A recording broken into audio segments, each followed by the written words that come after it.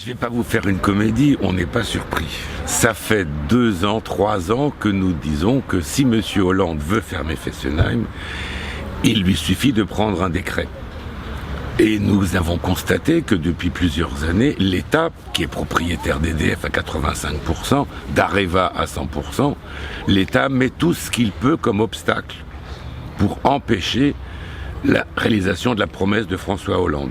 Que ce soit la Cour des comptes, que ce soit l'INSEE qui pour la première fois a fait une enquête sur Fessenheim et la fermeture de la centrale, que ce soit même les syndicats qui sont dans le cas présent pilotés par la centrale, que ce soit les quelques députés alsaciens qui connaissent rien au dossier, qui disent que des bêtises, que ce soit la commission budgétaire de l'Assemblée nationale qui va jusqu'à nous convoquer pour dire il ne faut pas fermer Fessenheim, l'État met tout ce qu'il peut pour qu'on ne puisse pas la fermer.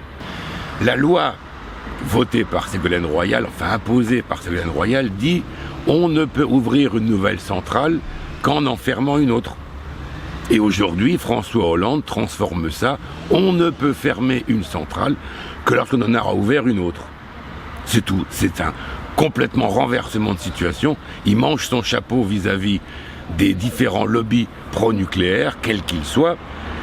Et on doit simplement constater qu'après ce qu'a dit Ségolène Royal il y a 3 semaines, qui était la même chose, qui a été corrigé par le gouvernement le lendemain, au bal des faux culs, il fallait bien un chef d'orchestre. Mais le combat continue, le combat se place sur tous les arguments qu'on peut trouver, sur les arguments de sécurité, sur les arguments sociaux.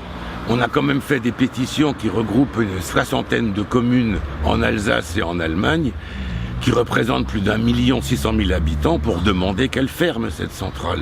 On va peut-être relancer tout ça. L'heure n'est peut-être plus aux manifestations, mais il y a aussi maintenant une perte de confiance. La loi, on est déjà en train d'évaluer comment est-ce qu'on peut attaquer juridiquement Fessenheim et les autorisations qu'elle a. Donc tous azimuts, il faut continuer à se battre. On ne va pas lâcher 30 ans de combat contre Fessenheim simplement parce que M. Hollande a dit qu'elle ne fermerait pas avant que le PR n'ouvre.